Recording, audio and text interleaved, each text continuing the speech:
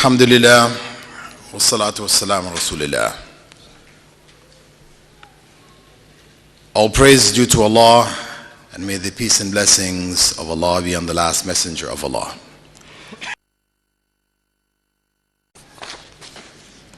Our topic, the search for inner peace. First and foremost, we can say that this topic represents a universal desire on the part of all human beings, no matter where they are in the world, no matter what religion they follow, no matter what race they belong to, wherever they are, they all seek inner peace. Now, the channels by which it is achieved are varied. There are many different channels by which people have sought inner peace. It may be through music. Some people seek it through material possessions. Others through careers. And yet others through the success of their children. But no matter what channel we travel on, there seems to be something missing. We don't seem to achieve it. We continue to search. The facts of the matter with regards to inner peace and modern developments, technology, etc., is that modern technology has not helped us in this process. When we look at the rates of suicide and depression over the last 100 years, they have increased. They're on a steady increase. So it is obvious that the route for achieving inner peace is not one through the material world around us, through the development of technology, advancement of society. It is somewhere else. We need to look somewhere else. Before we begin to look, perhaps it's better for us to define really what is this peace, this inner peace that we are looking for. Perhaps our perception of it is affecting our ability to achieve it. If we look at the Webster's 20th century dictionary, it defines it in 6 different ways. The first, freedom from war or civil strife. Freedom from war or civil strife. The second is a pact between countries or groups, the peace pact. The third, freedom from public disturbance or disorder, public security, law and order. The fourth, freedom from disagreement or quarrels, harmony and concord. The fifth, an undisturbed state of mind, absence of mental conflict, serenity. Sixth, calm, quiet, tranquility. If we look at these various definitions, they address different aspects of the world in which we live.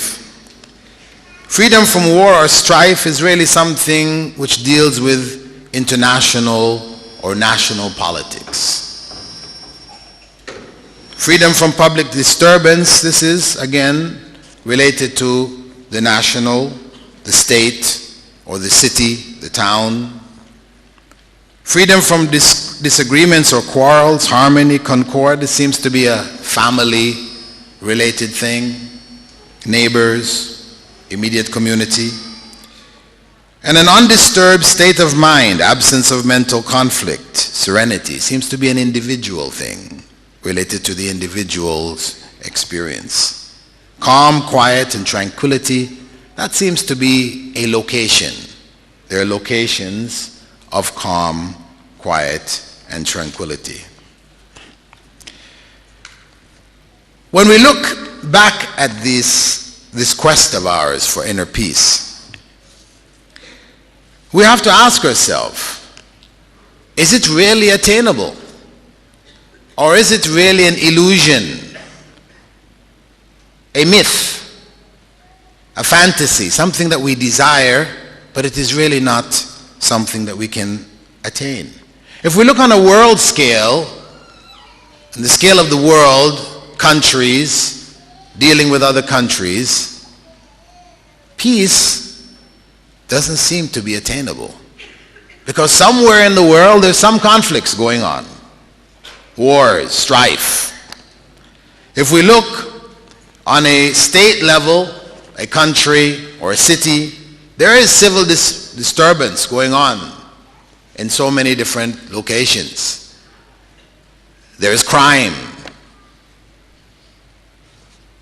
If we look on the family level, then we can sort of find peace for periods of time. Although even in families, we do find disagreements happening, some arguments. It's not a smooth going, peaceful thing all the way through.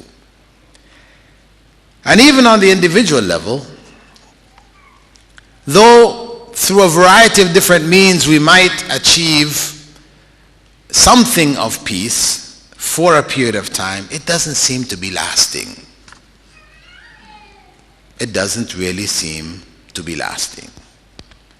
If we look back at the human being from the end of his life backwards to the beginning, the only time where we could say there appears to be a continual state of peace is when the human being is a fetus growing in the womb of his or her mother. All needs are taken care of. Perhaps here is a period of serenity and continual peace. However, any woman who has had a child will tell you, we might imagine there is peace, but I feel all these kicks and elbows and things happening, So really, what's happening with that fetus? Is it really peaceful? Maybe there isn't even peace there. So, what is the answer? Is peace, inner peace specifically, attainable? Well, there is a statement in the Quran in which God says, I have created human beings in toil and struggle. That this is the nature and the norm of their lives. That they will be in a state of struggle from the beginning to the end. And truly, when the child is born, it does fluctuate between periods of peace, happiness, and periods of unhappiness, crying, screaming, etc. As it gets bigger, it starts to move, trying to turn and to sit up and eventually to kneel and to crawl. And all of this is a series of struggles till it finally stands up on its feet and it walks. But struggles all the way. So what is really the essence of the situation? The essence of the situation is that we are living in a world of opposites. A world in which everything seems to be in opposition to everything else. That opposition may be complementary, like hot and cold. sour and sweet, high and low, hard and soft. These are complements. They're not fighting with each other. But they have a role. Each one of them has a role, because we don't know what is hard unless we have experienced what is soft. We don't know what is sour unless we have experienced what is sweet. So it has a place. These opposites have a function in our lives. There are other opposites, like good and evil. They are opposites, and you do need to know good to know evil, and you need to know evil in order to know good. But these are in opposition. There is a struggle between justice and injustice, knowledge and ignorance. There are other aspects of our lives in which the opposites are engaged in a continual struggle. So I would conclude that inner peace is something which we cannot attain on a continual basis. However, we can attain it for periods of time. For periods of time which may be extended depending on the degree to which we have understood life and been able to apply the most important principles of a life in our lives, so that we can live through longer periods of inner peace. But those longer periods, though longer, do have an end. There is a time when the inner peace will end and our situation will shift. And it's not a bad thing. Though all of us, each and every one of us, would like that inner peace to carry on forever. However, its opposite, turmoil, struggle, has to be there. For us to appreciate that inner peace, we need to also experience the toil and the struggle, the turmoil. So, at least let us work on, together, the basis for inner peace, at least for some periods of our lives that we can appreciate. It can help us get our lives in order to function without going through bouts of depression. Because a lack of inner peace does not necessarily mean we have to go all the way to the other side, into depression, suicide. No. That lack of inner peace requires us to be patient, knowing that it is temporary also. As our period of inner peace was temporary, so is the period of inner turmoil temporary. So let's look at how we can at least achieve a real working level of inner peace. Well, I would say that the first step that we have to take is to remove obstacles. Those of you that are watching the PowerPoint presentation, you note that it's all out of sync. Don't worry about it. Anyway, just press it whenever you feel like. So, to achieve inner peace, we must remove the obstacles to inner peace. Is that coming? You're still behind. Keep pressing.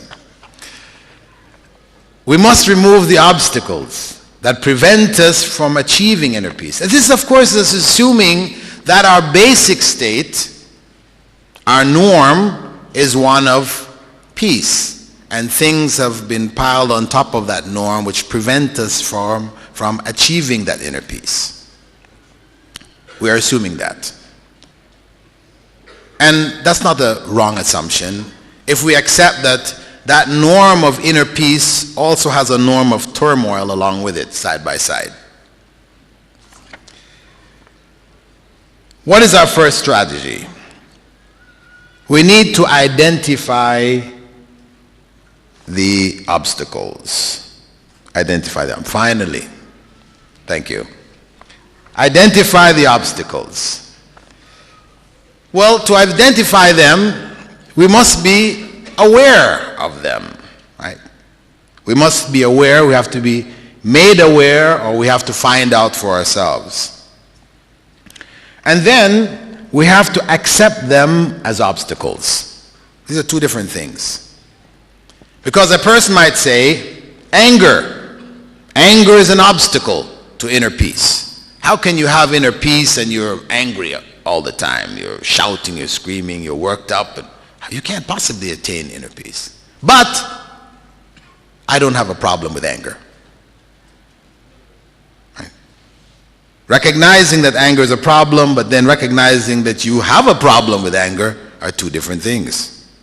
So our first strategy involves not only being aware of the obstacles, but also accepting them within ourselves. That whatever prevents the achievement of inner peace is likely to be found in us in one degree or another. To be honest with ourselves, to be able to benefit from the input of people around us, to escape the state of self-denial. You know, this is the biggest problem, one of the biggest obstacles to awareness and correction and removal, self-denial. This is something each and every one of us lives in different aspects of our lives. To be able to take criticism, to be able to recognize error, it's much easier to deny it. And so self-denial is a common trait among human beings. The second step, is that coming? Is to remove the obstacles by solutions. We have to identify our solutions, and we have to take action to remove these obstacles. This represents our general strategy. I'm sorry, the screen was really supposed to be in the middle and everyone should have been able to see it. But let me just say, for those of you that cannot see it, the general strategy for removing obstacles, for dealing with the obstacles which prevent us from achieving inner peace are: 1, being aware of those obstacles; 2, recognizing them in ourselves, accepting them as obstacles within ourselves; and 3, identifying the solutions. We identify the problem, we identify the solution, and then 4thly, we have to take action. Not enough just to have understood, to recognize, to even grasp where the solution lies. Without taking action, it is all meaningless. It becomes only a psychological exercise. So, let us look at where the main obstacles lie. Before we go there, no, don't press that button yet. I would like to hear from you where you think the main obstacles lie. We have a couple of microphones here, and I want short answers. Where the main obstacles lie in our lives. Where's the microphone on the women's side? Who's got the microphone? Where's the microphone on the men's side? Huh? Egoism. Egoism. Okay. Somebody making note of egoism here, please. From the women's side, can we get, we don't, since the microphone's not getting there, somebody just Say what you think.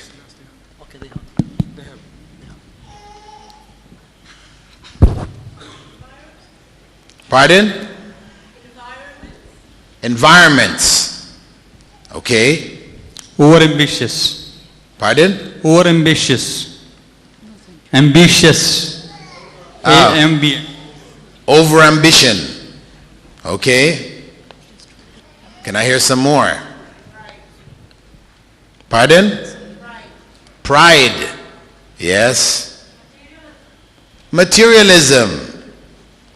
Sounds on it from the men? Fear. Traditions.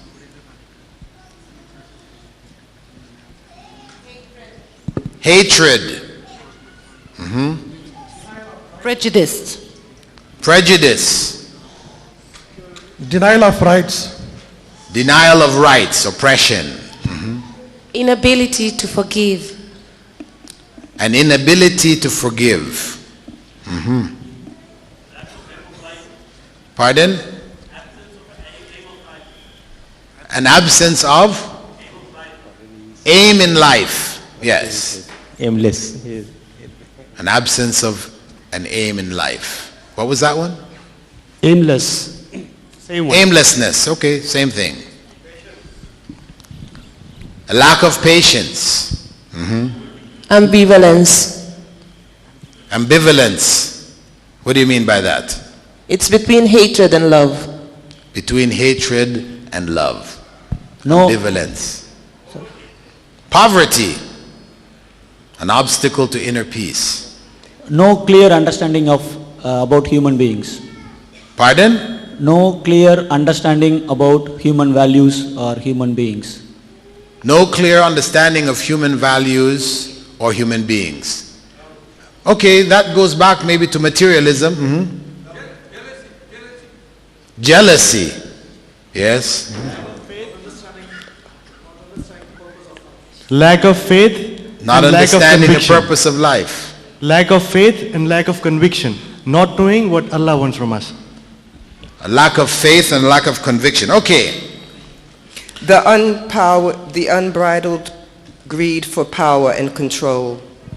An unbridled greed for power and control. Unclear destination. Unclear destination. Okay. The complexes. Complexes, inferiority and superiority complexes.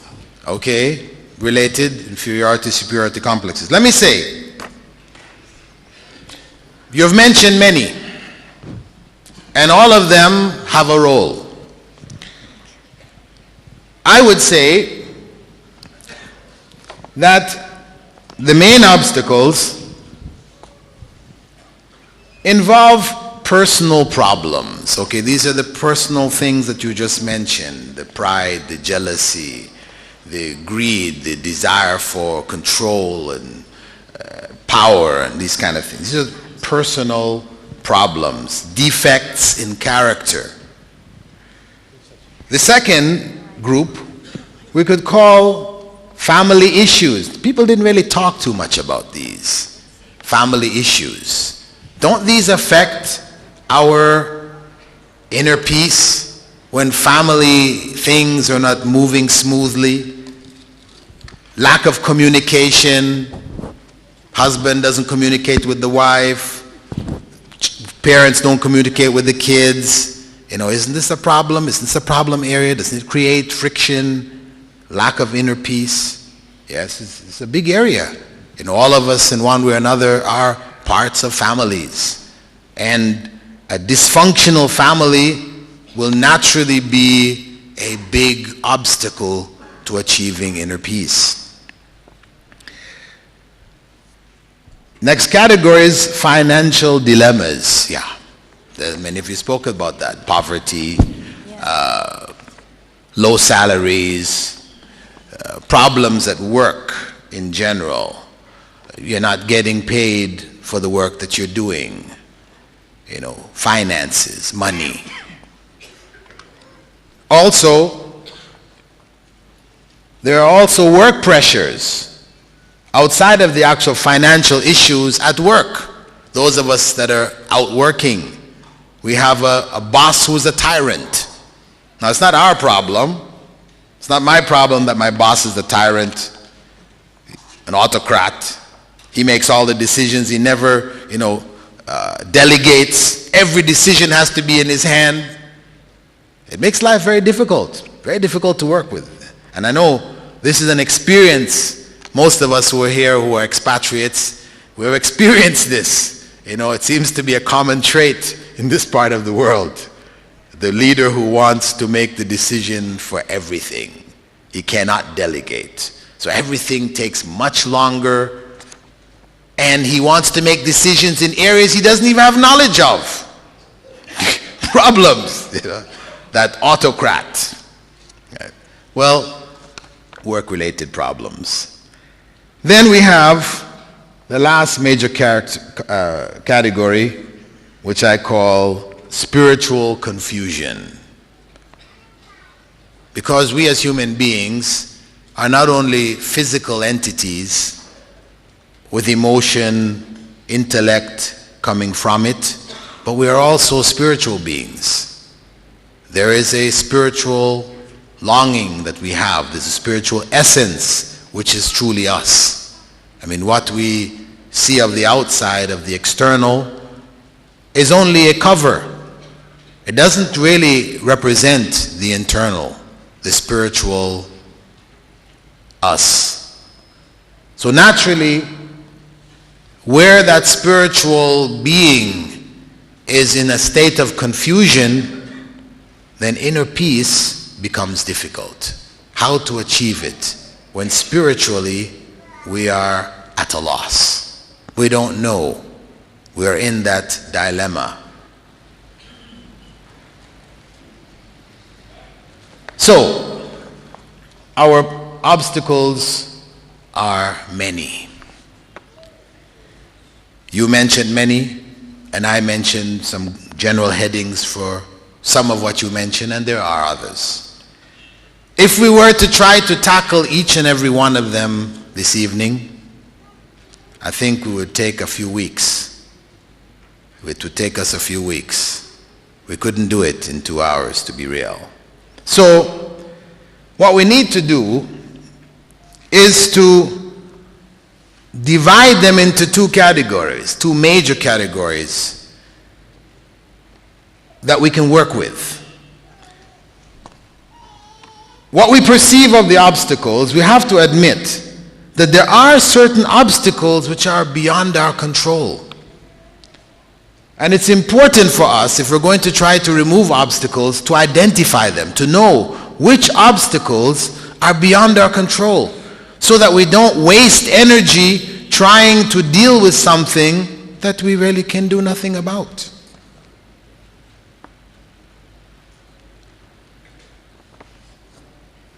So, it is important for us to be able to know what we can do and what we can't.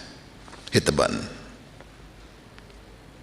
The Prophet Muhammad, may God's peace be upon him, the last of the prophets, he said, if the spirits, the jinn, and humans gathered together to benefit you, they could only benefit you with something which God has written for you. They could only benefit you with something God has written for you. There is this area that we really have no control over. It's coming, like it or not. He also said,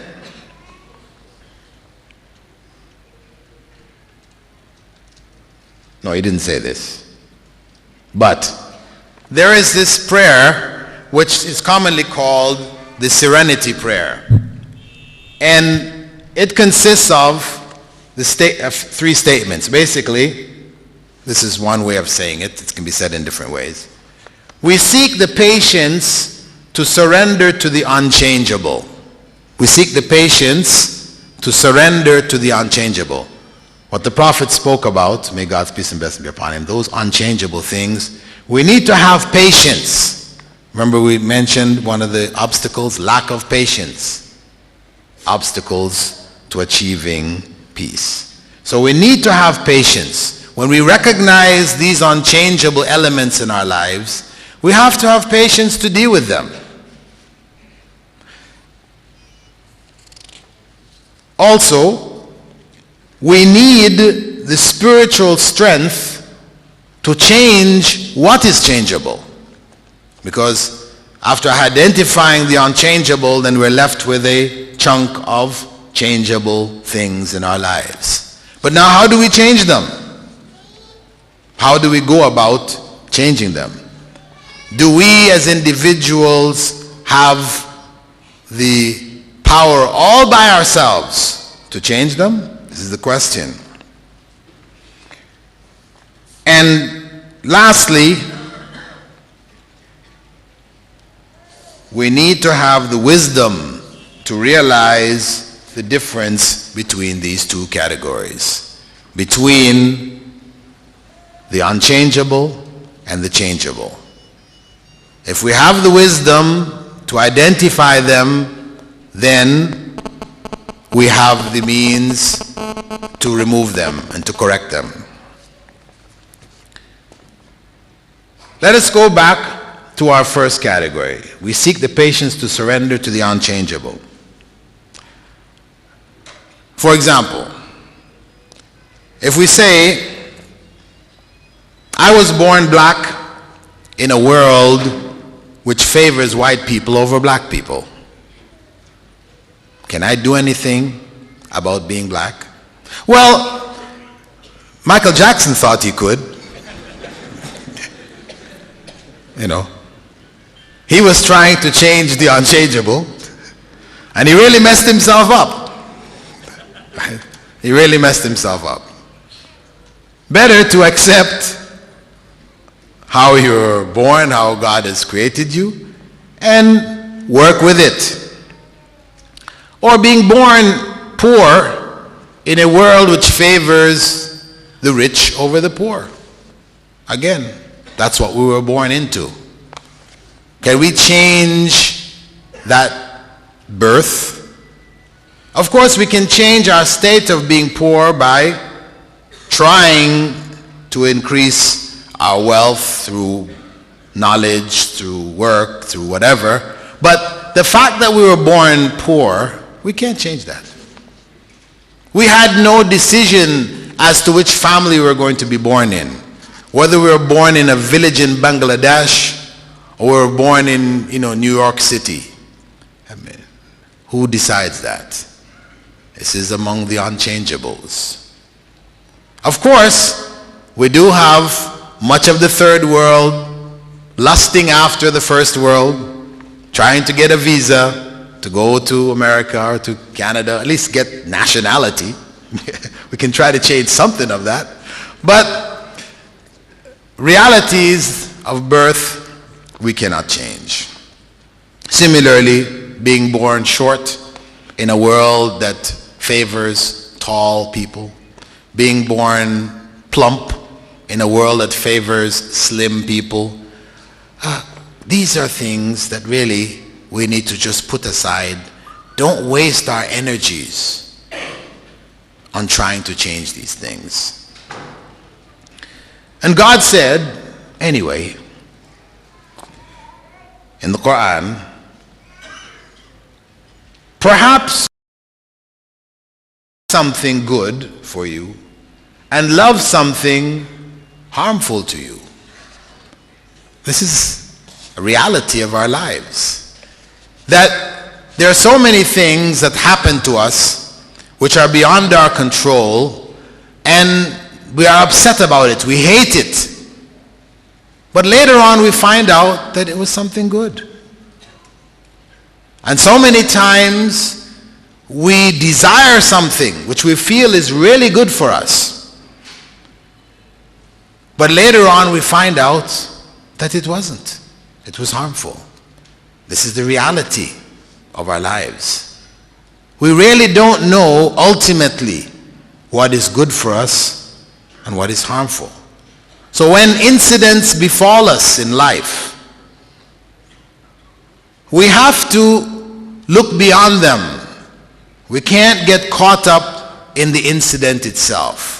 We have to know ultimately, as Stephen Covey said, be in a win-win situation. Be in a win-win situation. Whatever happens, make the best of it. Find the silver lining with the rain cloud. The reality is that it's there. There is a good side. What happens in our lives are ultimately for our benefits, but it's a matter of realizing where the benefit lies. So we need to strive for it, to search for it, to be patient until we find it. I remember some years back, about 3 or 4 years back, when I saw in the newspaper, I was living in the Emirates at the time, and there was this article in the newspaper. They had a picture of a teacher from Egypt. He was there with this big smile on his face. He had both of his thumbs up, thumbs up. And on one side, his father was kissing him on his cheek, and the other side, his sister was kissing him on his cheek. Or maybe it was his wife, I'm not sure. Anyway, there he was, big smile, thumbs up, father, wife, or father, sister kissing him on either cheek. Then underneath they had the caption. What happened is that a day before that, he was due to get on a flight to Bahrain, Gulf Air flight, heading for Bahrain. All the teachers who were teaching in Bahrain, they were to get on this flight and fly into Bahrain. Or there are a number of different flights, but this was the last of the flights. Last flight. He delayed leaving till the last minute. When he ran to the airport with his bags and everything, he found out that he was missing a stamp. In Egypt, to do anything, you have to have 100 stamps.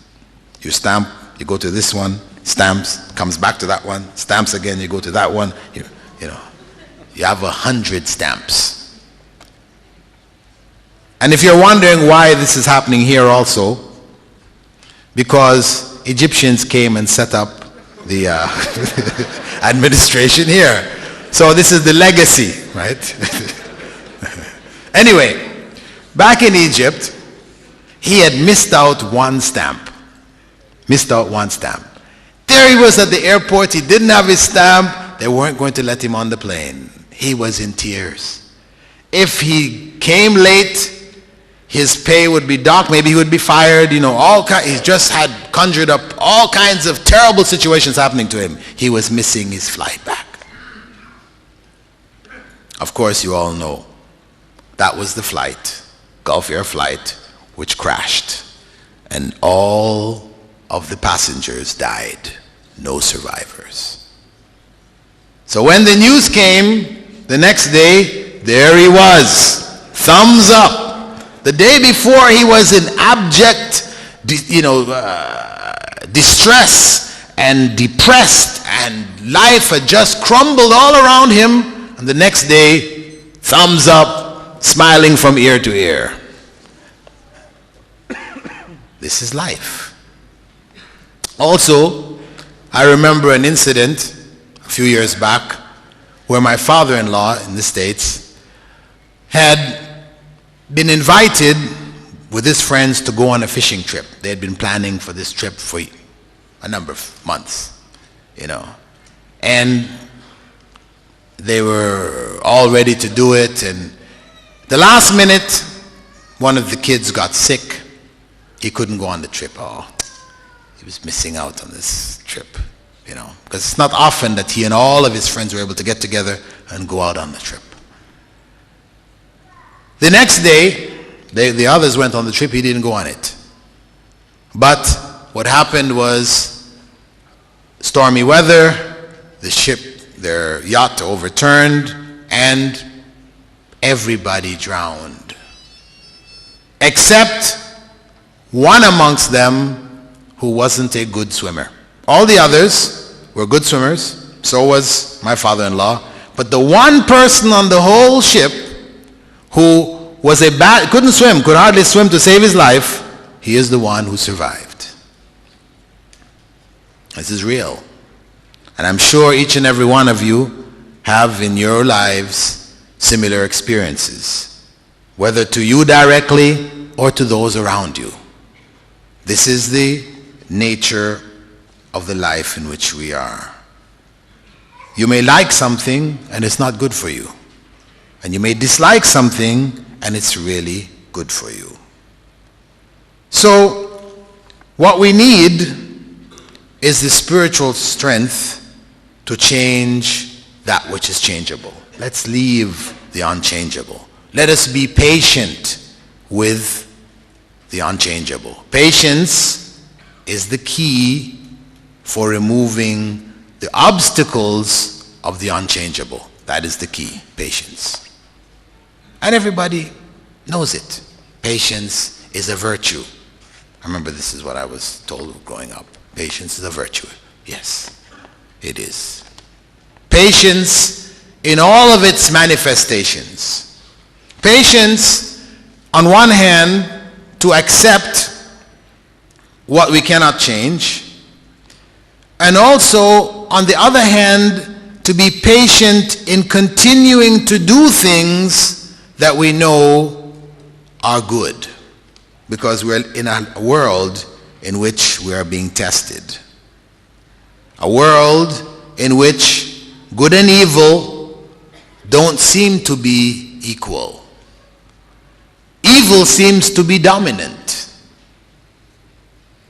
Those people who take the shortcuts, who take the bribes, seem to be the ones who are successful. The honest person doesn't seem to be very successful.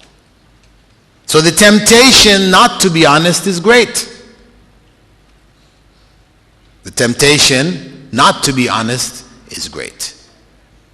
How do we remain honest? It is through patience. We have to be patient, believing ultimately that in being patient with honesty, staying on the honest path, it ultimately leads to good.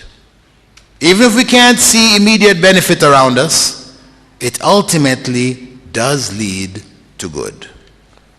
And in the Quran, not mentioned here, God said, "Hal jaza'ul ihsani illa al-ihsan?" Is there any reward for good other than good? Yes. If we stay right and are patient with trying to do the right thing, ultimately we will be rewarded. Now, in dealing with the changeable things, we have to develop a strategy. The changeable things, for the most part, are related to ourselves. The unchangeable things are things around us. This is our environments, the things that we can't change, which are fixed. How we're born, where we're born, etc. But the changeable things do come back to us. So it means that if we want to achieve inner peace, we do really have to focus on ourselves.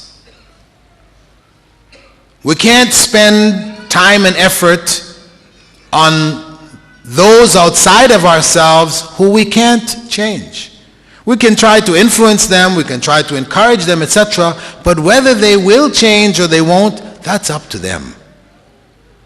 What's up to us is whether we change or not. So we have to focus on ourselves. In focusing on ourselves, we have to realize, we have to accept that left only to ourselves, we are likely to fall back. Every time we try to change something ourselves, it is so easy to fall back and to do what we said we weren't going to do anymore. Some organizations, like Alcoholics Anonymous, dealing with an addiction, a major addiction in societies today, especially amongst Western societies and even here. When they outlined a plan to deal with addiction, trying a number of different methods, they found that it was essential that those involved link themselves to a higher power. The belief in God was a necessary component for them to achieve freedom from the servitude of alcoholism. Those who were able to do it were able to change. Those who were not were mostly unable. In practice, in the US,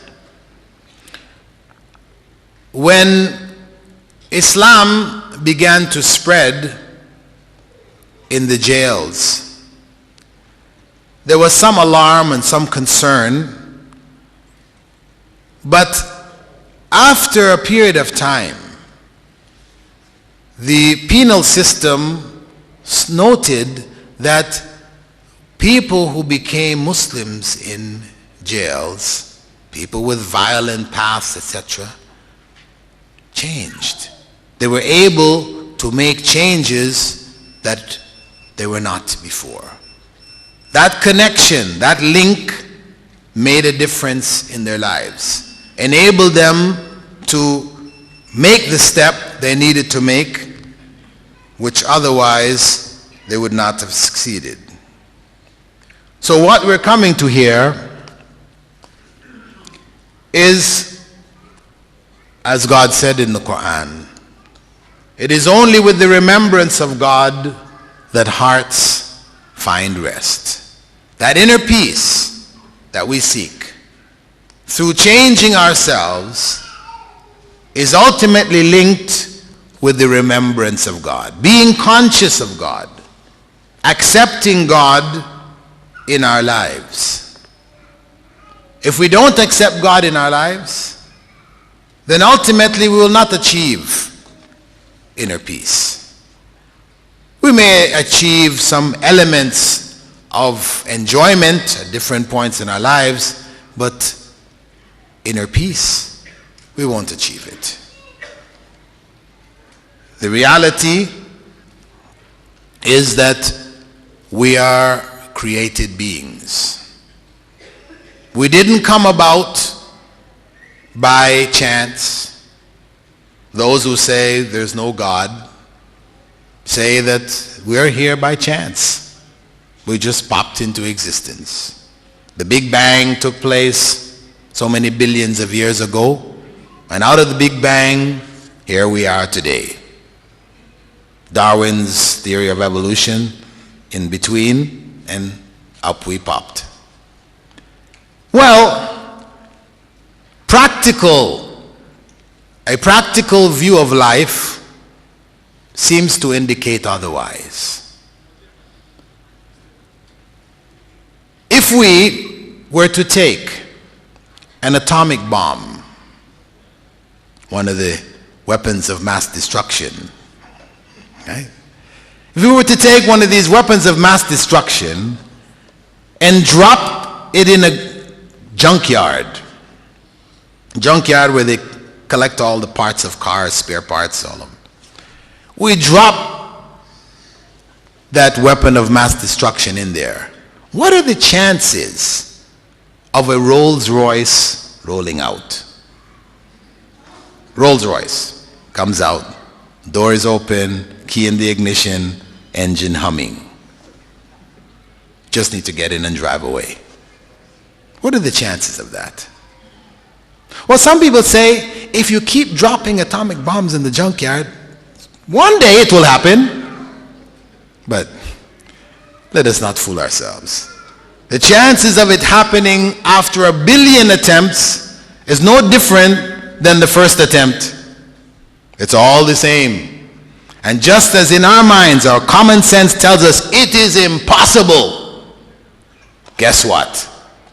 When we say the Big Bang brought us into existence, we are far more complex than a Rolls Royce.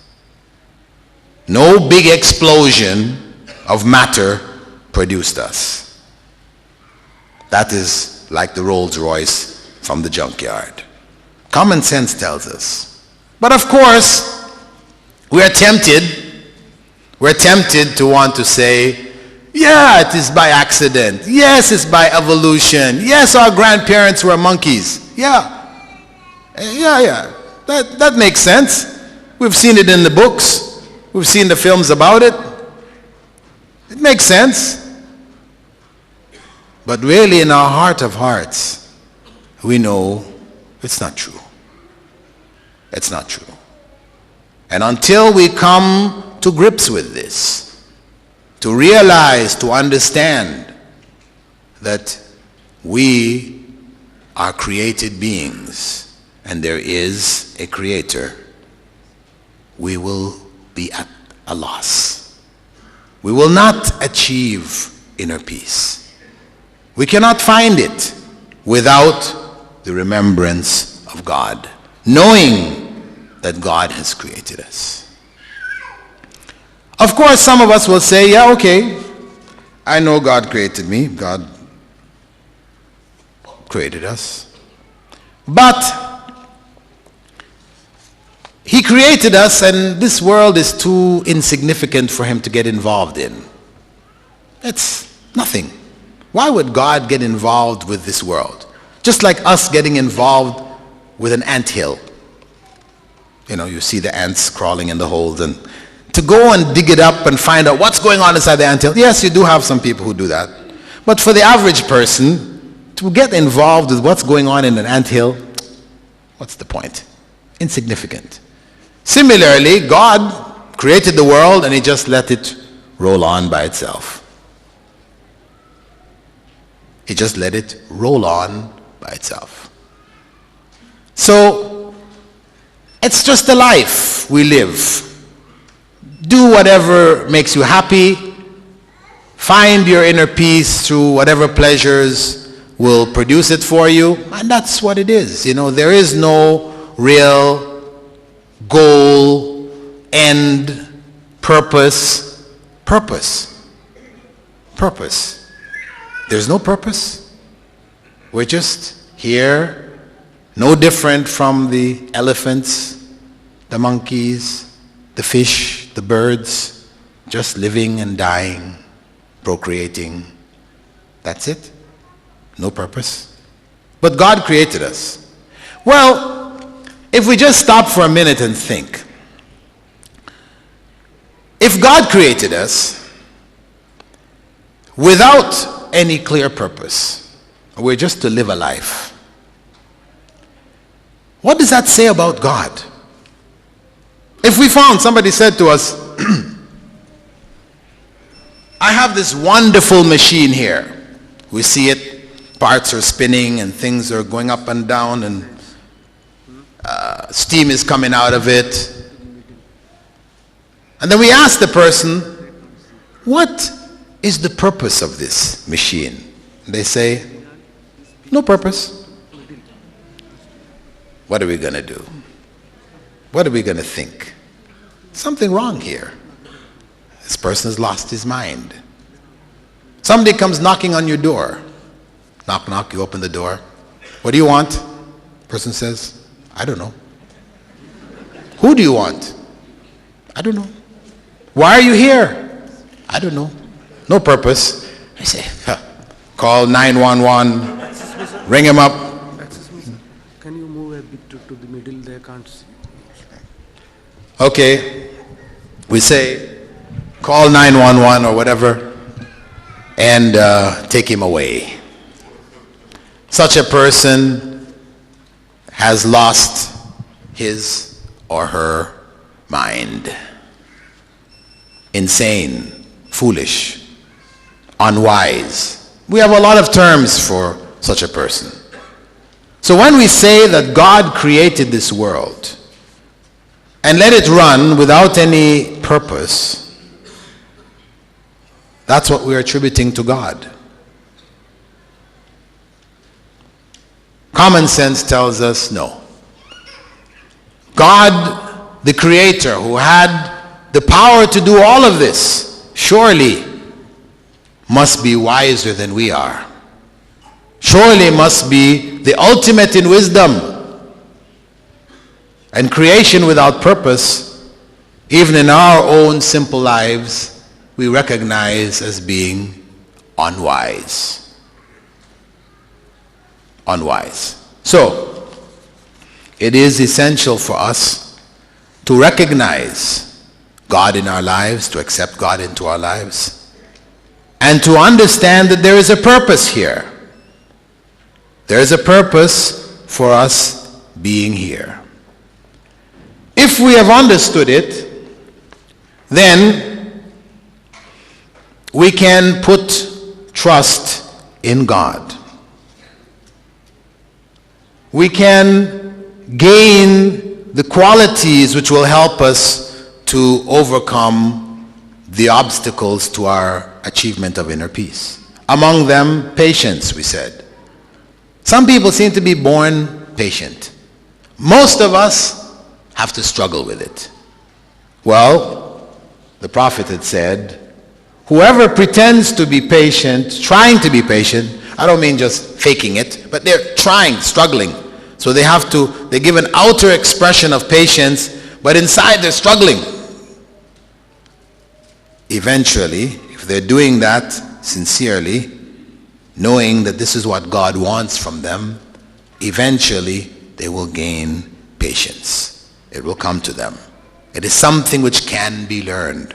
And this is not just only for patience. All of the various characteristics that we identify as being good, wholesome, beneficial characteristics, which would obviously contribute to our state of inner peace, all of them can be acquired. They can be acquired by striving to live them. Of course, it's a struggle. It's not easy. It's much easier not to acquire them. It's much easier to be impatient, to be angry, to be unfair, to be unkind. All of this is easier. It's much more difficult to stay on the right way. Much more difficult. But ultimately, if we want inner peace, then we have to be ready to pay its price. It's not cheap. It will not come cheaply. We'll not achieve it by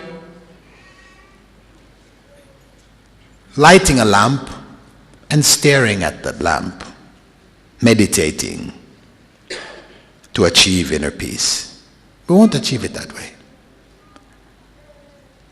This is not natural. This is unnatural. Whatever we achieve from staring at a lamp or a light or a point or whatever, in terms of quietening our thoughts in a quiet room, as soon as we go out into the noisy world, it's gone. It's gone. The peace, everything is gone, finished. Because we have created something in an artificial, unreal environment. That's not the world we live. Nobody can live like that. So we have to address this issue of God with regards to ourselves. We have to accept Him in our lives, and we have to remember Him. Remember God. Remembering God meaning remembering that God is watching over us. He is aware of whatever we do. He is pleased with us doing good and displeased with us doing bad. He wants for us good. Knowing that He is pleased with us doing bad. He wants for us good. Knowing that, we try to do what is right. And God promises, as is mentioned in the Quran, whoever trusts in God, in Him, will find Him sufficient.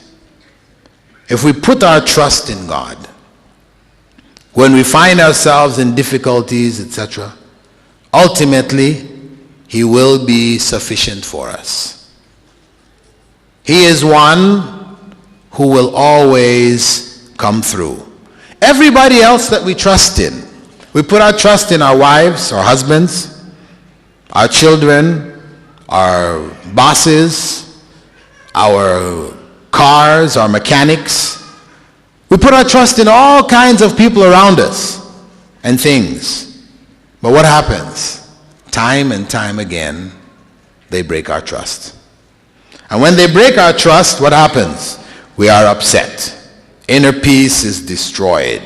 We're in turmoil, we're angry, or whatever, because we trusted them. I trusted you. You promised me, and you broke your promise.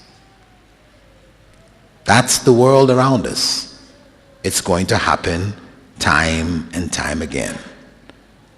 And if we keep doing the same thing over and over again, should we be surprised that we keep getting the same results over and over again? No. So if we keep putting our full trust in people, then don't be surprised that it will be broken time and time again. This is the bottom line. We have no way out of that. People will always break our trust. And one who continually does the same thing over and over again, expecting different results, we call this person, or we call this kind of behavior, obsessive behavior. We, in each and every one of our lives, have elements of this. Keep doing the same thing, expecting different results, but we keep getting the same results. We say, like banging your head against the wall. It's not going to move. It's going to hurt every time we do it. Yeah. So, we have to put our trust, the ultimate trust, in the only one who 100% will not break it, and that is God. As God says in the Quran, وَلَا يَظْلِمُ رَبُّكَ أَحَدًا. Your Lord will not be unfair and oppress anyone. That is His promise. So if we are to put our trust, then we need to put it in the one who will not break our trust. Furthermore, God says, God will make a way out for whoever trusts in Him. God will make a way out for whoever trusts in Him. Meaning, whatever situation we find ourselves in, no matter how bad it is, if we trust in God, put our trust in God, then an exit from that situation will appear for us. We will find a way out, a good way for what is better. Meaning, when God makes that promise, He's saying basically that if you find yourself in a difficult circumstance, don't make that an excuse for doing what you know you shouldn't do. Don't use that as an excuse. Oh, it was this circumstance. We have 1,000,001 excuses to justify doing what we know we shouldn't do. Well, God says, if you trust in Him, He will show a way out for you. So you don't have to do that. That whatever you do will be what He wants you to do, what is good. Also,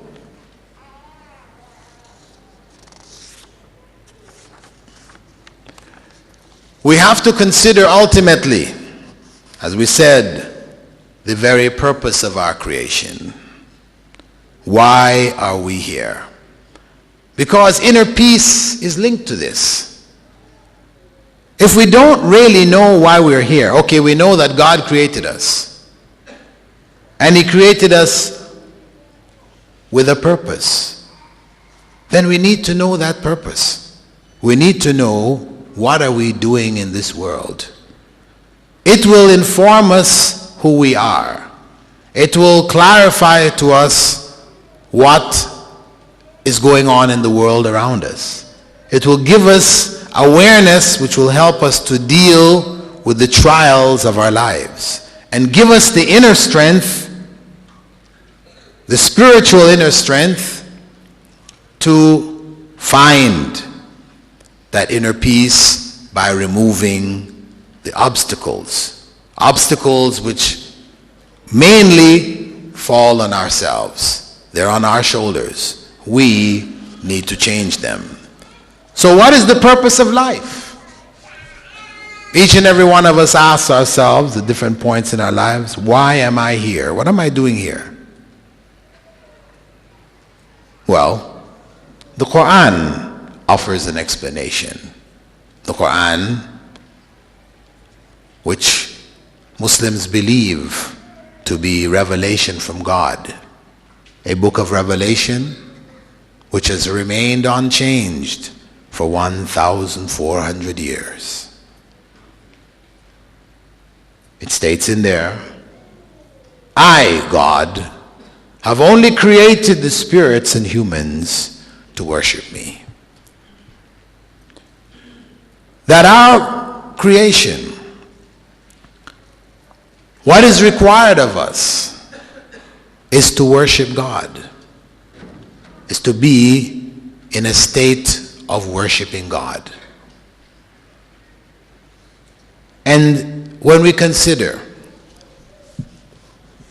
worshiping God being a purpose or the purpose of life,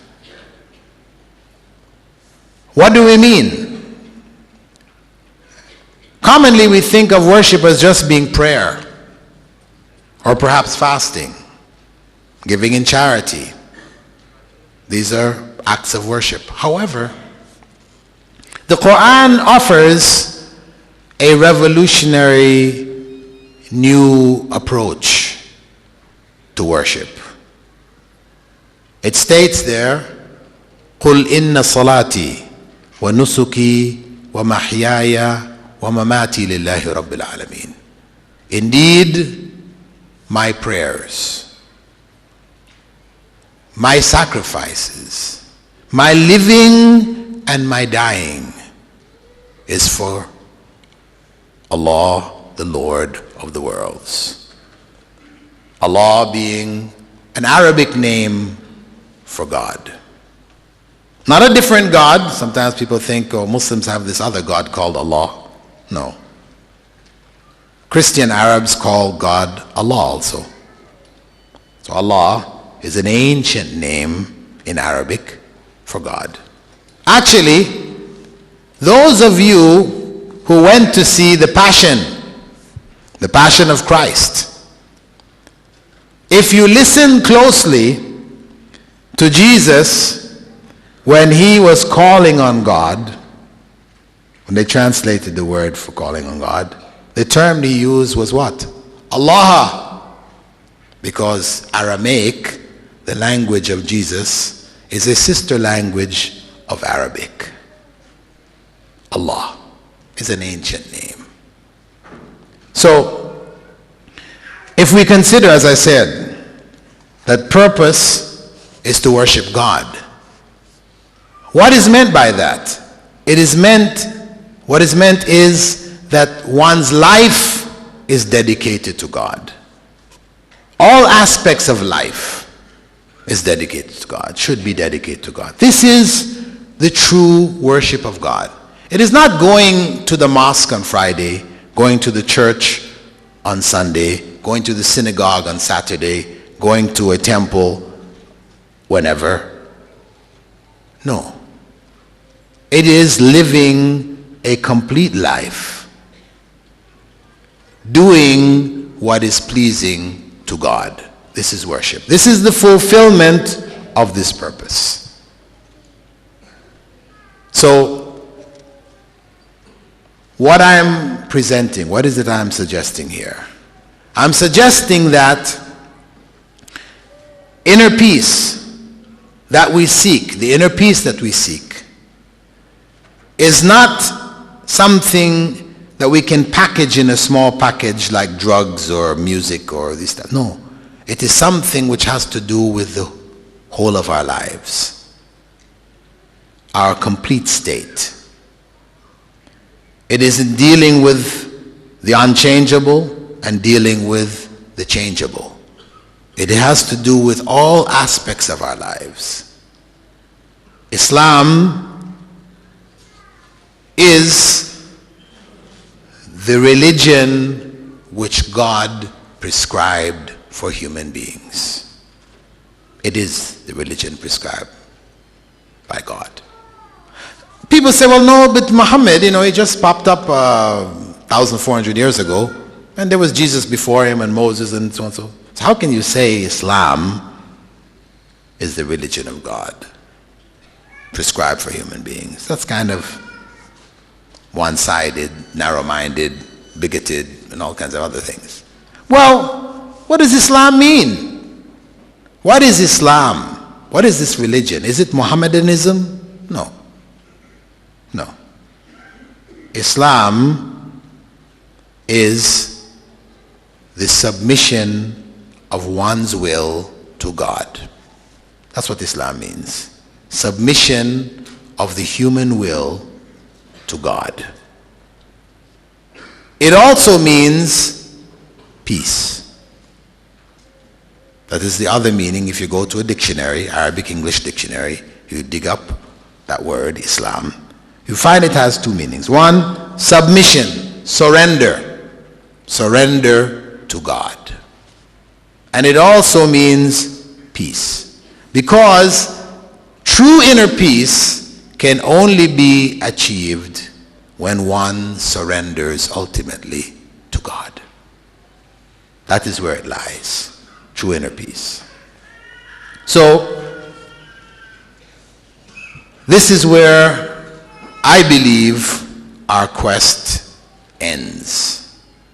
The quest ends here at Islam. This is my proposal, my suggestion. Each and every one of us owes it to ourselves to investigate this claim, this proposal, and this suggestion. And of course, non-Muslims might think, well, oh, he's just trying to convert us to Islam. Well, no, it's a proposal. And guess what? It doesn't only include you. It includes Muslims too. Because so many Muslims today, unfortunately, are unaware of really what Islam is. That submission, they haven't really understood it. What they have understood is the inherited culture and legacy of the generation that they were born into. I'm Muslim. Why? Because my parents were Muslim. It says on my passport, Muslim. But can you inherit submission? No. Submission is an act of the spirit which each and every individual has to do for himself or herself. So this proposal is as much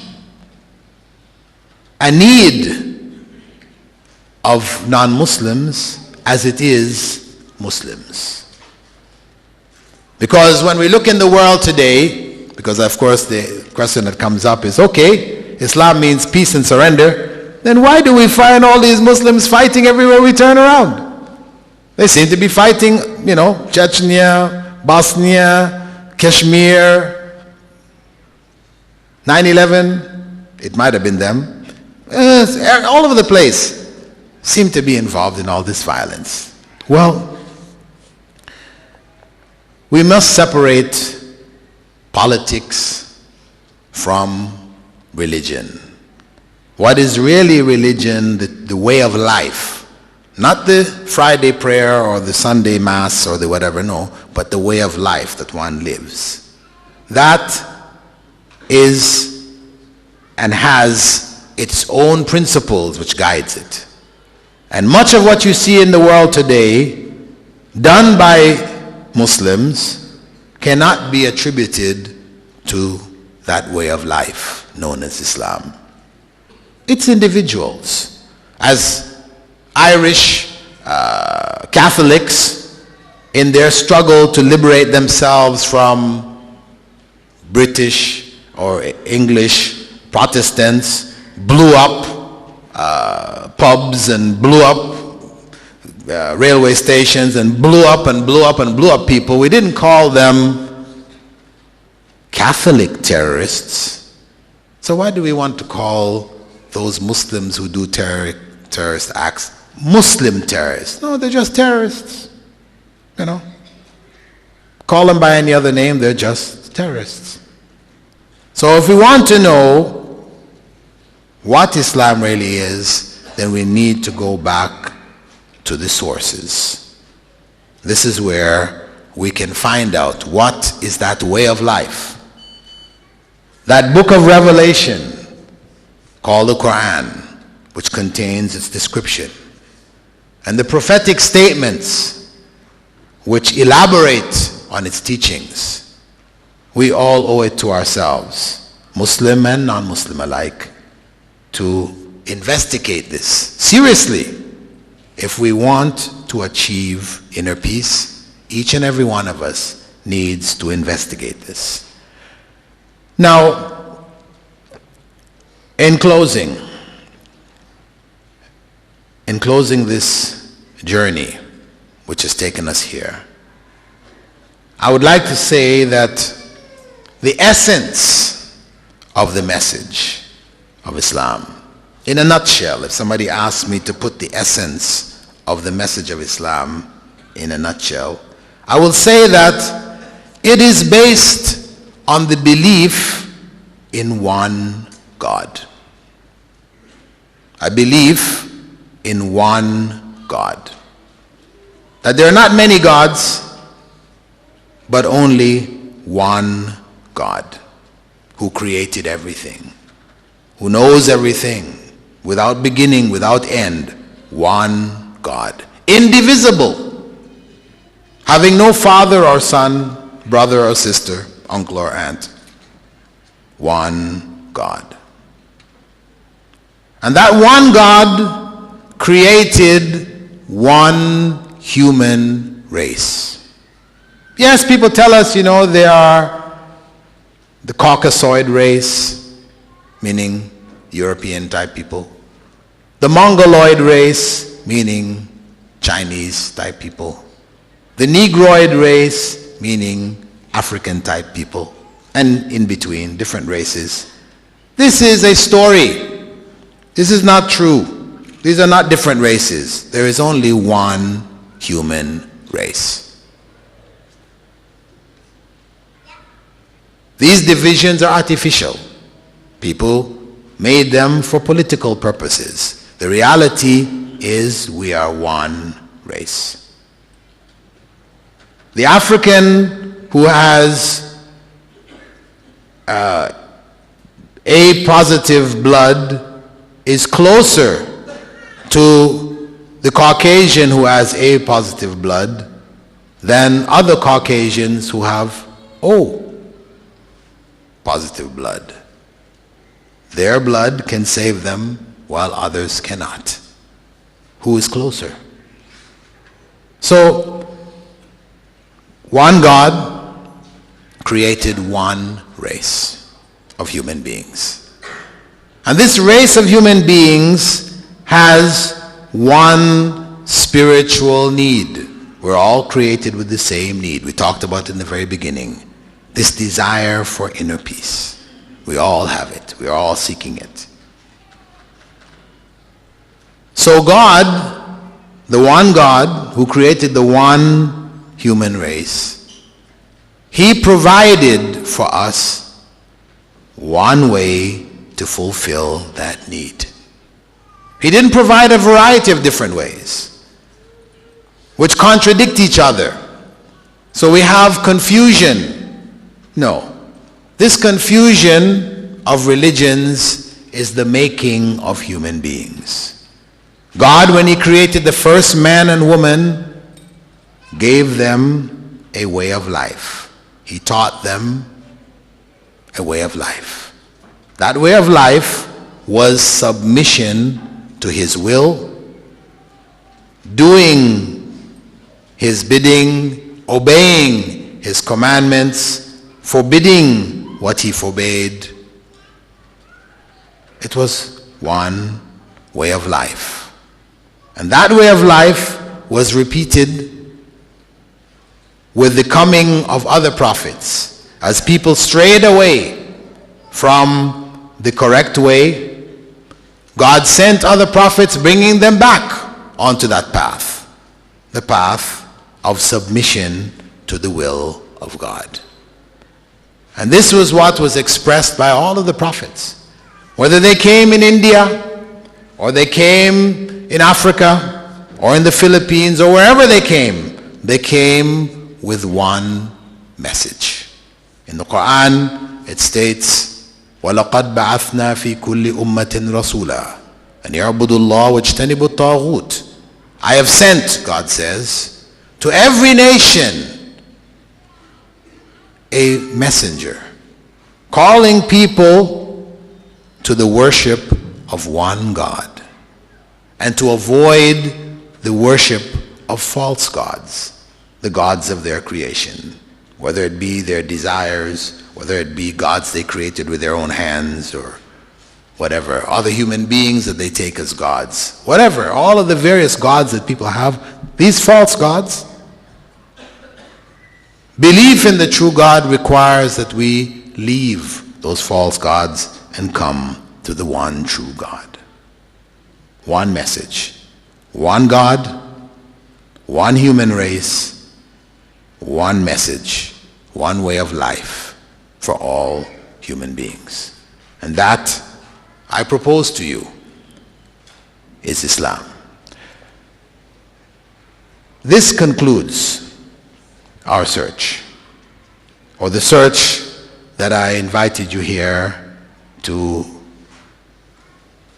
go with me. As is our normal practice, we will open the floor to questions, and you are welcome to ask any questions you like, or to make comments you like, as long as your questions or comments are brief, so as to give everybody an opportunity who wishes to ask any questions they would like to ask. How much time do we have, actually? 20 minutes. 20 minutes. Okay. So who would like to ask the first question? And let me say that we would like to give our guests, our non-Muslim guests, the first opportunity. They are given priority. We'll favor them over the Muslims to let them ask their questions first. If no one wants to ask anything or make a comment, then we'll turn it over to Muslims who always have many questions to ask. But we'll give our non-Muslim guests the first opportunity. The mic is with me. From either the male or female side, any non-Muslim guests would like to ask a question, just put your hand up and go ahead.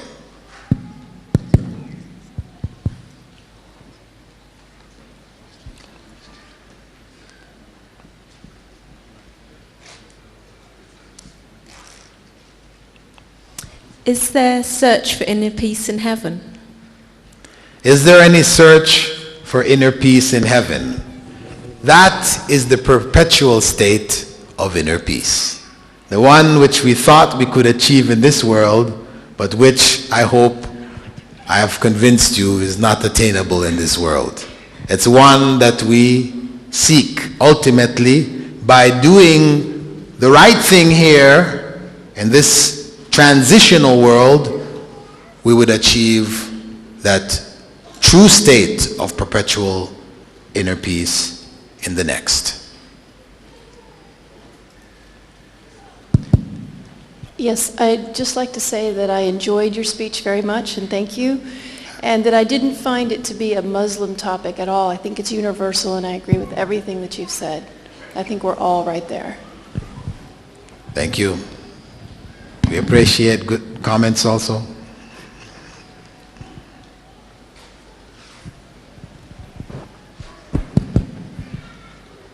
Good evening, and thank you again. I really enjoyed the topic of the searching for inner peace.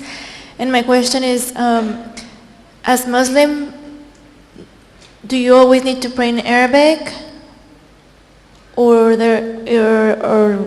other languages are acceptable? Because I don't speak Arabic. Okay. The issue of prayer in Arabic. We have in Islam two types of prayers. There are formal prayers which are called salah, and there are informal prayers which are called dua. A distinction is made between the two. Formal prayers are the 5 times daily prayers which have been specified with specific things to say, specific actions to do, etc. That is the formal prayer. The informal prayer is one which one makes at any time. It doesn't matter where one is, circumstances, etc. You can make this prayer, you turn to God and ask God anything you wish at any time. And even within the formal prayer, there are portions in which you do your own personal prayers. Now, the main structure of the formal prayer is in Arabic, and it is something each Muslim is required to learn. Now, one may ask, why Arabic? Why not your own language? Well, what it does is that it unifies Muslims wherever they are. So if I went to visit China, for example, I went to China, to Peking, and the call for prayer was made in Chinese, I would have no idea what's going on. And if I stumbled into the mosque, I finally found a mosque, because mosques in China don't look like mosques here, you know. They have varying designs. So if I managed to bumble my way into a mosque and they were praying there, and again, the one who's leading the prayer, he is speaking in Chinese, again, I'll be at a loss as to what to do, when to do, etc. So the Arabic only links Muslims wherever they are. And Hajj, the pilgrimage, is the classic example where Muslims come from all over the world, from Siberia to Guatemala, you know, from Alaska to Philippines, and they all pray together at the same time. The Arabic links them, and also because of the fact that the final message, the final scripture, the Quran, was revealed in Arabic, it is also encouragement for all Muslims wherever they are to read the revelation of God as it was revealed. Not just through translation, which is what most of us end up doing, but to encourage people to hear the revelation, to understand it directly from God, as opposed to through intermediaries.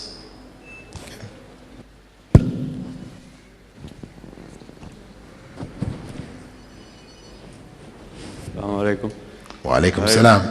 It's a very excellent presentation, and you talked about the purpose of human beings in this life, and which is the submission to Allah. But I just want to ask you, like, what is the purpose of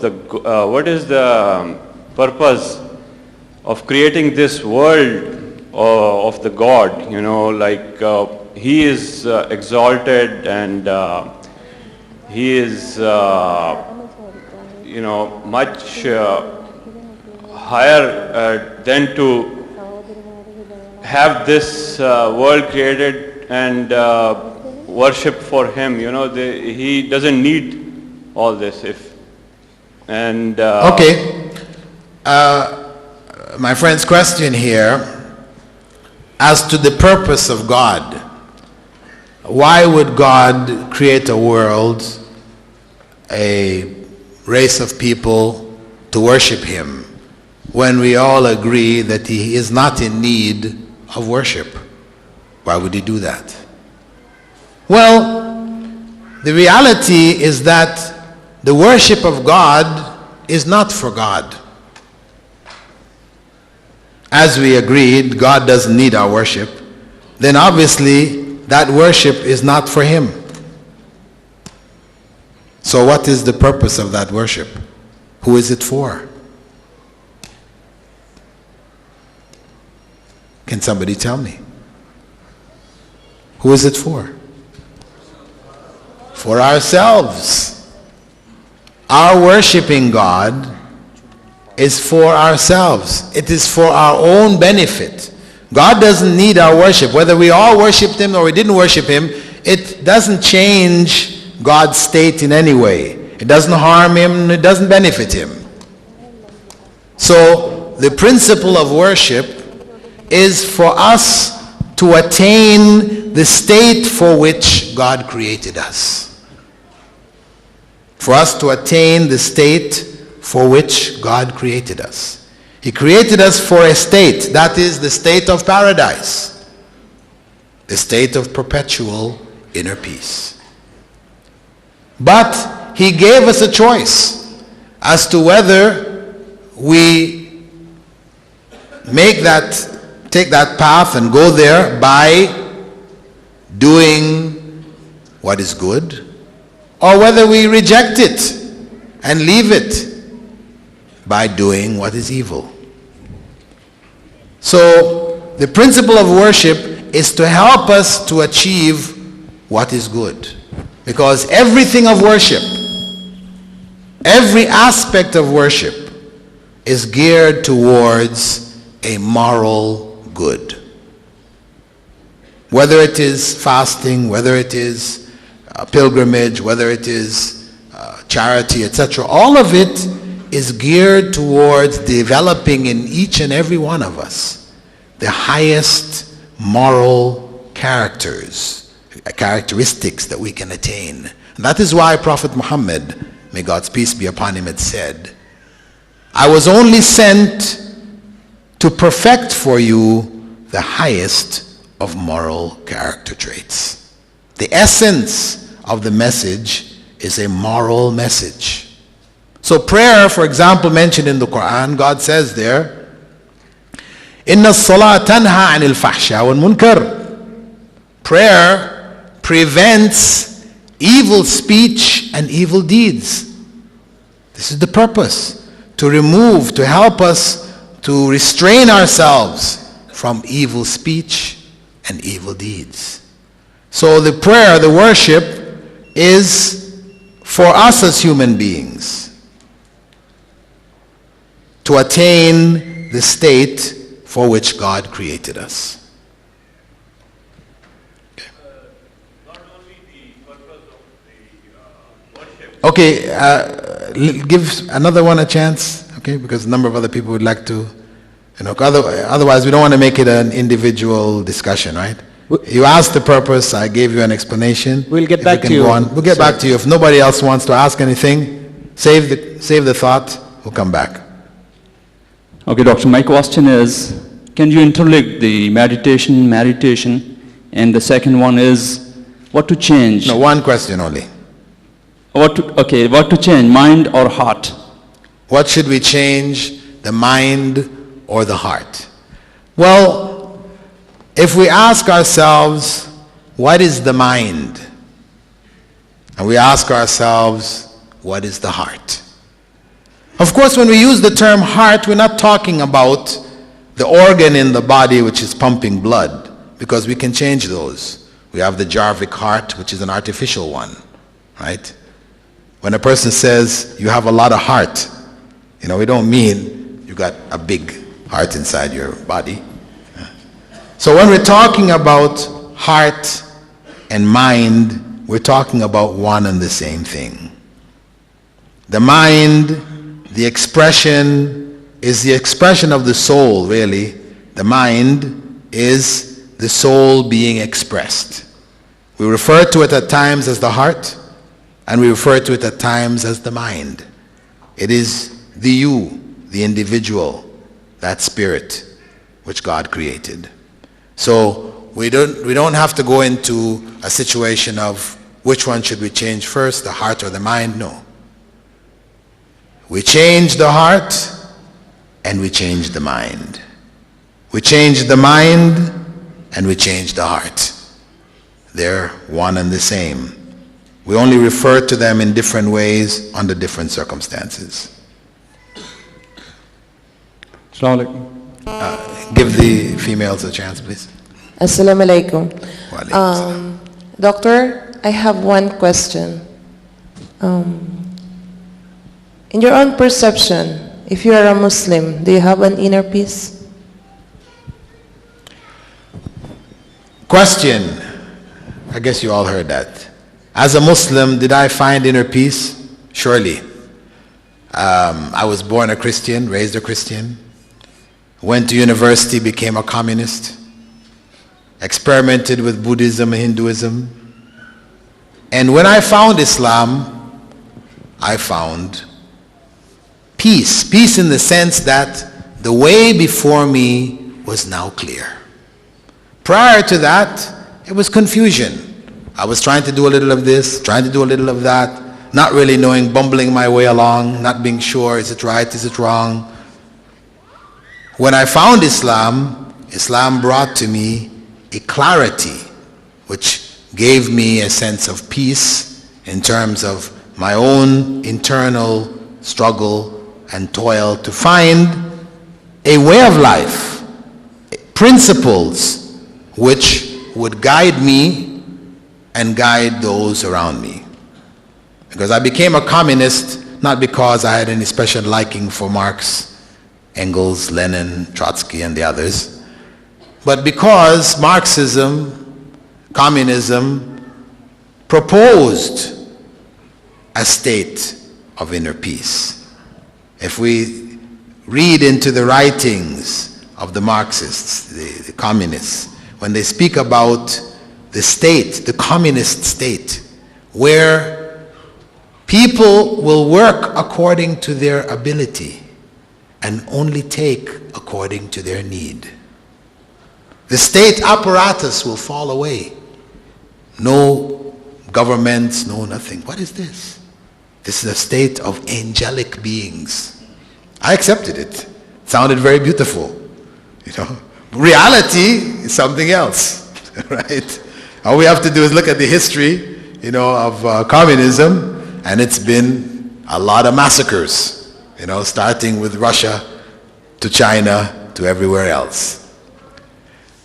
So it was a quest for a system which would produce a society in which justice would prevail.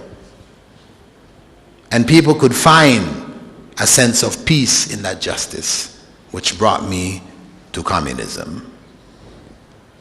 And it was Islam in which I actually found the principles fully enunciated, implemented at various points in time, and applicable to myself now. This was a very important point, now. Because in communism, as a communist, with my communist friends, when we had issues of morality, moral issues, where I felt really we shouldn't be doing this, others felt, no, we can. Even if people agreed, they still wanted to do it.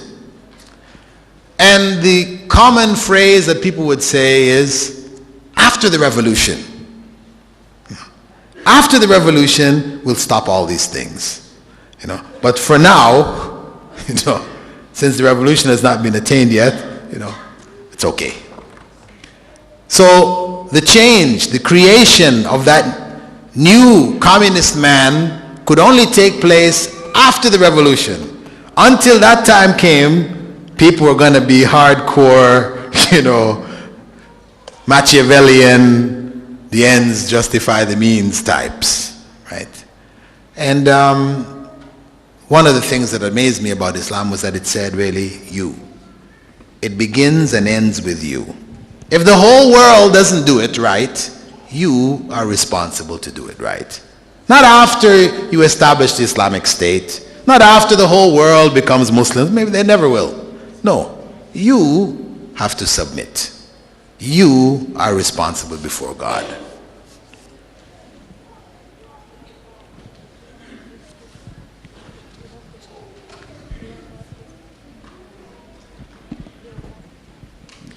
Assalamu alaikum. Wa alaikum salam. Well, I'd like to thank you first for a thought-provoking speech. And I'd like to go back to an earlier comment made about the fact that what you said applies universally and applies to everybody, and it probably can be applied to Muslims? Yes, applied to us and said by many others. I'd like to shed more light on what is unique to Islam in our search for inner peace. Thank you. What is unique to Islam in the search? Reality is that there is nothing unique. The way had already been outlined by God to the very first human being on the face of this earth, Adam. He was taught that way. Everything that was necessary to achieve inner peace was taught to him. That way of life that he lived was Islam. He and his wife Eve lived Islam. And it's only when people strayed away from that way and their lives became in turmoil, their lives became disrupted, they were misguided, satanic forces beguiled them, deceived them, fooled them, that other prophets were sent to bring them back to that way of life, that way in which inner peace may be attained.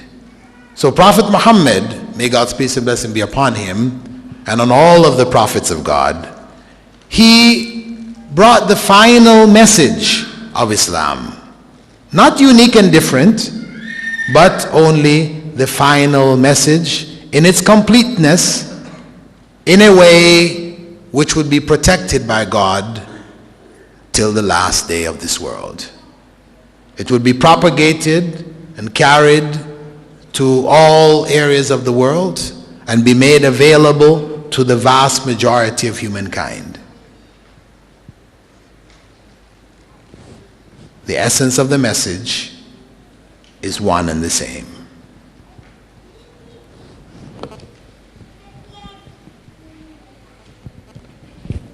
Assalamu alaikum. Wa alaikum salam. It's a fantastic evening and presentation, which I believe sometime back in London for the same kind of presentation they asked for a ticket of £200 per head, and I'm getting it free of charge here. Alhamdulillah, it's good. Is there a way that I or anybody interested in this group to work with you in the future so that we can find our path to search for inner peace become easy and accessible, rather than coming to a meeting and then going away and forgetting it all about? Well, my brothers or friends' request here as to how you all, any of you, would like to continue this search to find the necessary information to help us in implementing the principles which would help us to achieve inner peace in this life. Where can we cooperate with you? Well, I am a lecturer at the Qatar Guest Center. There are some pamphlets outside which explain where it is, what it's doing, etc. You are welcome to come there. We have lectures, courses, a variety of different activities there. You're welcome to participate in them. And if you have your own programs or activities that you're trying to do and you would like me to partake of them with you, to participate with you, then as long as my time permits, I would only be too glad to do so. Assalamu alaikum, Sheikh. Jazakallah khair for this talk here. Just a brief question here. Can you please elaborate on how ma'amalat, fair ma'amalat or dealing contribute toward the inner peace or achieving inner peace? Our brother's question here, our friend's question, is that how one's social or financial dealings would help to contribute to inner peace. Well, if we consider that the basis of modern finance is interest, and God has prescribed in the Quran that interest is an evil which he prescribed also, prohibited also in the Torah, prohibited by Jesus and by all of the previous prophets. It is reaffirmed, revived in the Quran. It is a principle where it is applied, it brings peace to societies. Interest, financial dealings based on interest only bring poverty, degradation, and humiliation. If we look at the debt of the third world today, which it is unable to pay, not even the interest on the loans they're able to meet, where because of this debt, the first world demands of them things unfairly, demands rights which are not theirs, then we can say that were the principle of non-interest financial dealings applied, it would bring great peace to the nations now under the yoke of the capitalist system in place in the world today. The IMF, the World Bank, and these other institutions which continue to force loans in societies in such a way as to make them slaves, to make their wealth the prize to those financially stable nations.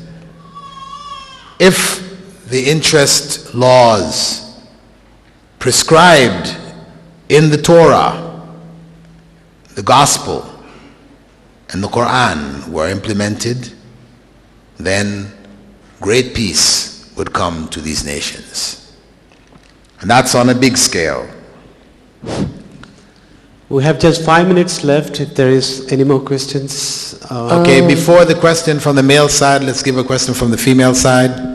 Again, I have a question. Because in your topic before, when you are speaking about this Passion of Christ, I have one view of the Christianity that they believe that when Jesus Christ sacrificed for the world to save the sins of the world, do you think this sacrifice for us will grant an inner peace? But for me, in my own view, until now, some Christians still not have inner peace.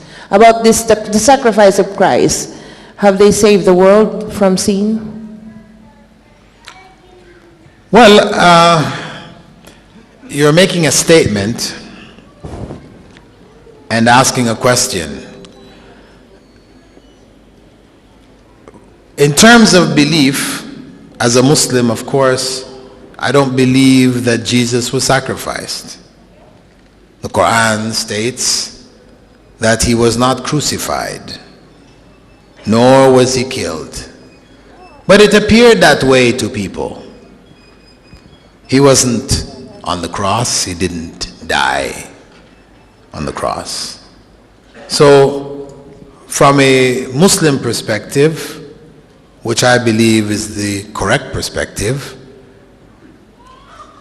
the so-called death of Christ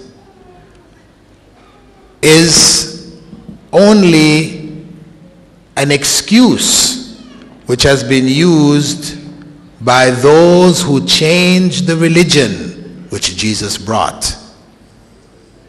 From what he taught to a new religion which they called Christianity, which Jesus never called Christianity. They called it Christianity and introduced a series of doctrines and beliefs which were at variance, different from what Jesus taught, and central to that was that Jesus died to save the world. That salvation was no longer in the hands of the individual. A person could not turn to God and repent and God forgive him or her, and that's the end of it. No. The burden of sin was so great, according to this new set of beliefs, that no human being's repentance would be accepted.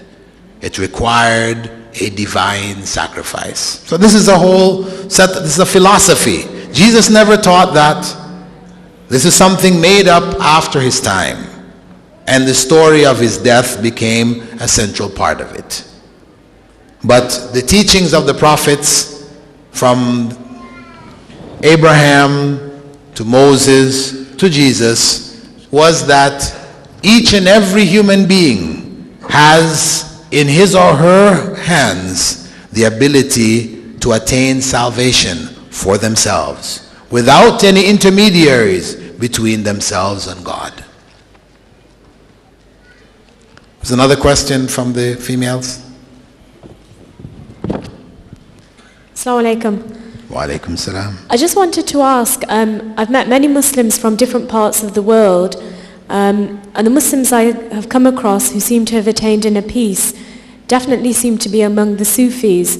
And I want to ask you, why is that? Was the Prophet ﷺ, was he a Sufi in any way? And can you elaborate on why as Muslims we fast, we pray, we do the 5 pillars, but we still don't seem to attain inner peace? Okay, the question of those who appear to you to have attained inner peace. Well, you know, when the Beatles went to India and they came across Ravi Shankar, or what's his name, Maharishi Yoga, it appeared to them that he had attained inner peace. And there are many people today. We have Sai Baba, who claims that he is God incarnate, and those around him see him as attaining inner peace. Those who go to his ashram and do the rites that he teaches them, they seem to appear to have achieved inner peace. But the realities of inner peace are not necessarily external. They're not necessarily external. It's not something that you can see on the outside. Now, we can all put on a show. We can all put on a show, an external show. But what is really happening on the inside, God alone knows. So, if you find a group which specializes in putting on the show, then don't be fooled by it into thinking that they actually have attained what they have shown. Right? We don't judge the book by its cover. This is only my advice for you in that regard. The reality is that the Prophet ﷺ had said, the believer who mixes with people and bears their harm patiently is better than the believer who doesn't mix with people or bear their harm. Now, the Sufi way encourages getting away from people, because the people will affect your state. Keep away from people. Isolate yourself like a monk. Go up on a mountain someplace and meditate, you know. These kind of proposals are really not in keeping with the Islamic way. That wasn't the way of the Prophet. He mixed with the people, he bore their harm, and so did his leading companions, etc. And they struggled, they strived. They had times of inner peace, and they had times of turmoil and struggle. That is the reality of the human being. So I would only say, don't be fooled by the cover of the book. Speaker, there's just one last question, and we'll have to wind up the session. We are running short of time. Just one last question. Assalamu alaikum. This is a question on the behalf of my non-Muslim friends who usually ask that why Prophet Muhammad Sallallahu Alaihi Wasallam is the last prophet. Don't you think that at this stage of the world also God should have sent some other prophet? Thank you. Okay, for those of you that couldn't hear the question, why is it that Muslims believe, why is it Muslims believe that Muhammad was the last prophet? May God's peace be upon him and on all the prophets. Or why God should send him as the last prophet? Well, God knows best. If he chose Muhammad, may God's peace and blessing be upon him, to be the last of the prophets sent in this world, then he knows best that that's what was needed. If there was to be another prophet sent, then he would have sent one. However, what we find is historically, prophets came after the message of the earlier prophets were lost. When their messages were lost and distorted, then new prophets were sent. However, because of the fact that Prophet Muhammad, may God's peace and blessing be upon him, was sent not only to the Arabs, as earlier prophets were sent to their limited areas due to transportation, communication factors, he was sent to the world. His message was carried to the world, and his message was preserved as no other message prior had been preserved. They were all from God, but God had not chosen the earlier prophets to be the last prophets. So it was not necessary to preserve their messages. But in the case of the final message, God says in the Quran, وَإِنَّا لَهُ لَحَافِظُونَ. Indeed, we will guard it. We are guardians of it. God has committed himself to guard the message, has promised to guard that message, so it would remain as the final message to the world, unchanged. And that's what we have experienced. In 1,400 years, the message has remained the same. The Quran remains unchanged. If we look at in the case of Jesus, within 100 years, or even less than 100 years, after he came, his message was already changed. So it is not surprising that God sent another messenger after him to clarify all the changes that were made and to bring people back to the clear truth which he sent to all of the prophets, and to preserve it as the final scripture to humankind. Barakallahu fikum. Thank you very much for coming. I appreciate your presence, your suggestions, your sharing. And I pray for all of your success, and I hope you pray for mine in achieving whatever we can of that inner peace. Assalamu alaikum wa rahmatullah.